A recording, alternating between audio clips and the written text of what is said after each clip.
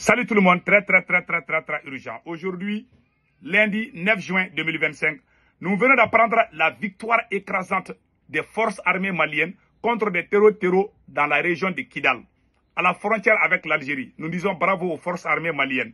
Après, on va vous montrer des images. La deuxième nouvelle qu'on a aujourd'hui, l'hymne national de l'AES est sorti. C'est aujourd'hui que je viens de voir. Après, on va vous montrer. Et on dit bonne chance à l'AES et soutien total à l'AES. Que Dieu protège l'AES contre les impérialistes. Vraiment, aujourd'hui, on va commencer par vous montrer les images. Les terreaux étaient en train de faire quelques petits malins là. Donc, il me semble que l'aviation malienne est venue les donner, les envoyer opération et repos éternel du ministre de la Défense, général Sadio Kamara. Tous mes respects. Aujourd'hui, nous allons parler aussi de l'évolution et les progrès des forces armées maliennes. Quelles sont les perspectives, quelles sont les solutions qu'il faut entreprendre pour mettre fin à ce fléau qui est en train de secouer le Mali du sud de Kidal jusqu'à Kay.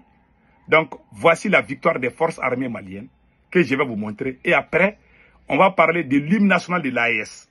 Donc, voilà. Dans le cadre des opérations de recherche et de destruction des groupes armés terroristes et leurs sanctuaires, l'état-major général des armées porte à la connaissance de l'opinion les dernières opérations aéroterrestres menées dans le secteur de Kidal et Tessit. Le 8 juin 2025, les FAMA ont, après plusieurs heures d'observation, détruit 2 pick-up dont l'un était judicieusement caché sous un couvert végétal à Amassine, situé à 81 km au sud-est de Kidal.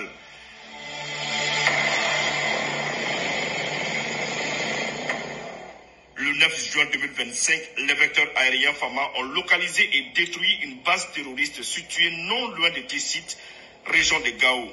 L'état-major général des armées rassure que la recherche et la destruction des groupes armés terroristes continuent sur l'ensemble du territoire.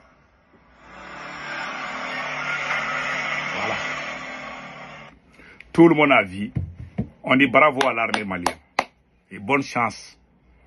Vraiment, nous félicitons les forces armées maliennes pour ce travail remarquable. Et je suis de cœur avec mon armée. Je soutiens mon armée. Et je dis bonne chance à l'armée malienne. Que Dieu vous protège contre les ennemis du mal. Voilà. Maintenant, tout le monde a vu ce qui s'est passé. L'armée malienne a bien travaillé.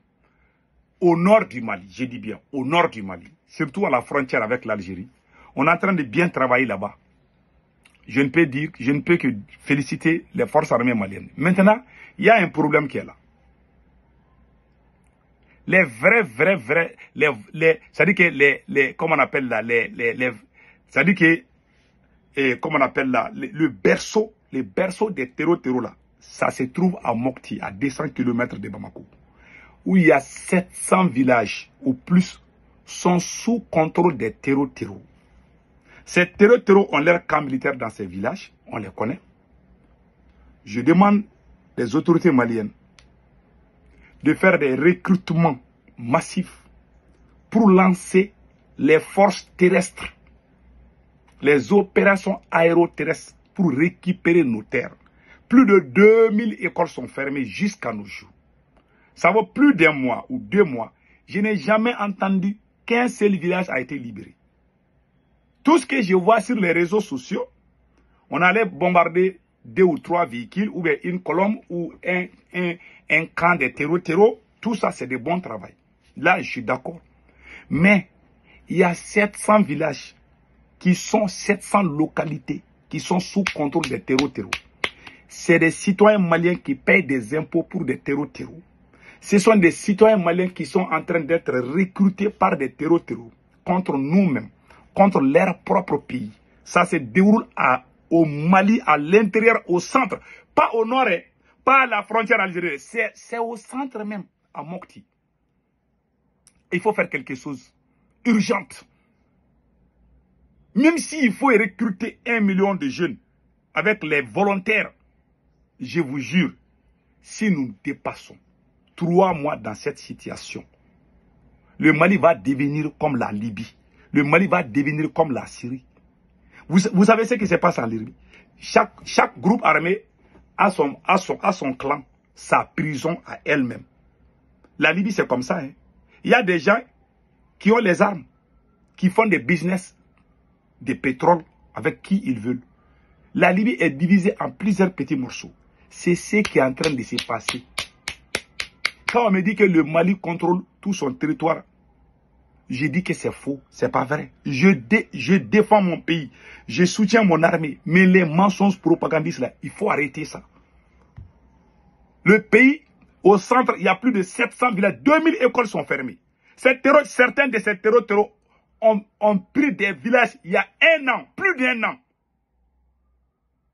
Les villageois payent des impôts pour les terreaux. Le seul souci qui doit nous venir en tête, c'est là-bas. Il faut aller libérer ces gens. Et pour libérer ces côtés-là, il faut beaucoup de militaires. Je ne vais pas parler des secrets de défense, mais on a besoin au moins 100 000 ou 200 000 Maliens pour libérer complètement. Mais je vois à Bamako, on est en train de faire la pluie et le beau temps. On fait c'est comme si rien ne se passe. On prend l'argent, on choisit les gens font la pluie et le beau temps. On fait même des concerts, hein. On fait c'est comme, par exemple, aujourd'hui, il y a eu attaque à moins d'une semaine. Tu vas voir à Bamako, il y a des officiels même du gouvernement qui ont les proches qui organisent les cérémonies de danse ou quoi à Bamako. Des gens proches d'Assimi Goïta même. Ce sont des choses qui sont en train de décourager le peuple. Beaucoup de gens sont en train de se rallier à ces territoires-là. Je vous dis, c'est l'alerte. Hein. Celui qui comprend, c'est mieux. Celui qui pense que je ne suis pas d'accord avec Assimi, c'est mon opinion. Pour moi, il n'est pas la solution. Mais je ne vais pas passer tout mon temps à le dire. Mais je dois défendre mon pays. Je ne défends pas Assimi Goïta, je défends mon armée. Je défends mon pays. Il y a des Américains qui n'aiment pas Donald Trump, mais ils aiment l'armée américaine. Je vois aussi des manipulateurs qui disent « Ah, tu ne peux pas aimer l'armée et puis dire que tu n'es pas d'accord avec le président. » C'est en Afrique que tu vois des conneries de ce genre. Il y a des Français qui détestent Macron, qui le disent, mais ils soutiennent leur armée. Ils soutiennent leur armée. Jean-Luc Mélenchon, un opposant de Macron, qui n'est jamais d'accord avec Macron. Si ce n'est que les élections où il a fait l'alliance pour combattre Marine Le Pen, dont tout le monde a peur de l'arrivée au pouvoir. Ce gars a toujours été l'opposant de Macron. Il a défendu là, quand les Burkinabés, quand Roch Kabour était au pouvoir au Burkina Faso, il y a un petit là qui a lancé lance-pierre contre les drones là. Ils ont stoppé, les Burkinabés ont fait des manifestations contre l'armée française. Ça, c'était avant l'arrivée des capitaines au pouvoir. Ce jour, j'ai trop apprécié les Burkinabés. Ils sont sortis comme des héros, ils ont stoppé. Ils disent qu'ils sont en train de parler les armes au Burkina pour aller donner ça aux terroristes au Mali.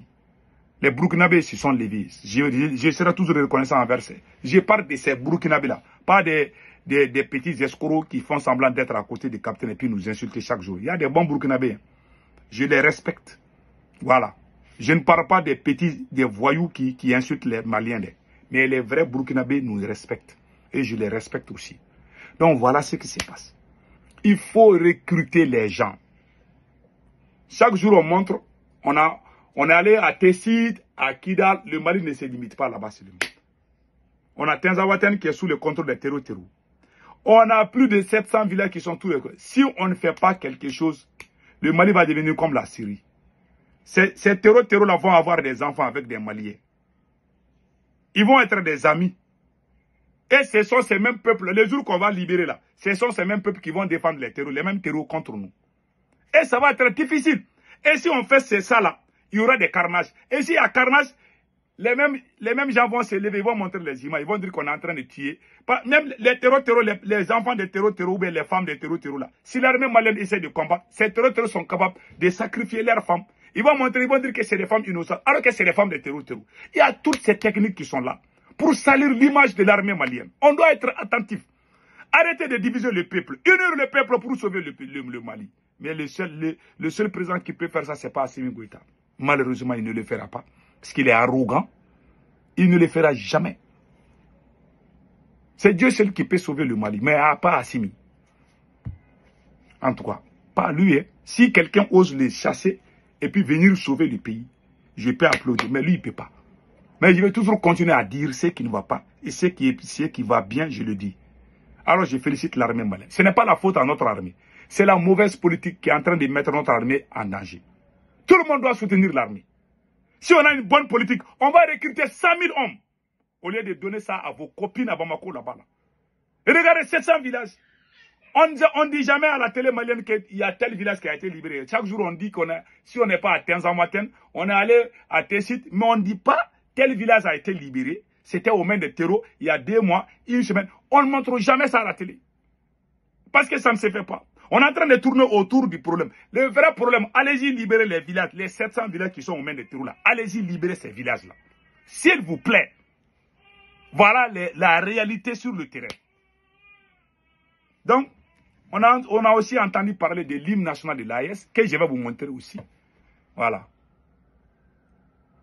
Voilà. On a vu ça. Donc, que Dieu protège l'AES. Passez un excellent week-end. Que Dieu protège l'AES. Restons unis, car c'est l'union qui fait la force. J'aime l'AES. Vraiment, je soutiens l'AES. On doit travailler sur la base de la vérité. Les mensonges là et les propagandes, sortons de ça, s'il vous plaît. Travaillons sur la sincérité. Moi, là où il y a un mensonge, là, je ne suis pas dedans. Je le dis. Nous, les Africains, là, on aime tellement, c'est-à-dire qu'on veut tout avoir facilement à travers les mensonges et les propagandes. Cela ne marche pas. Les États-Unis, c'est la première puissance mondiale, non? Parce qu'ils sont en train de travailler sérieusement. Je suis dans ces pays il y a plus de 20 ans. Je vois comment ils sont sérieux entre eux-mêmes. Mais nous, là, nous, on pense que c'est les mensonges qui travaillent. Les médias occidentaux mentent contre les autres pays, mais entre eux-mêmes, il n'y a pas mensonge. Tu es président, tu voles, tu vas en prison. Si tu es président français, tu voles là, la justice française va te mettre en prison. Tu es président américain, tu voles, ils vont attendre, tu vas quitter la présidence, on va t'amener en prison. Voilà. Il faut une justice équitable. Que Dieu protège l'AES. On ne peut pas construire une nation avec les propagandes et l'injustice. Et l'injustice a tellement gangréné au Mali. Les autres pays de l'AES savent ce qui se passe au Mali. Si le Mali, s'il n'y a pas un changement rapidement au Mali, ou un changement de tête, l'AES aura toujours mal à la tête. Je ne souhaite pas. Que Dieu nous guide vers le bon chemin. Passez un excellent week-end.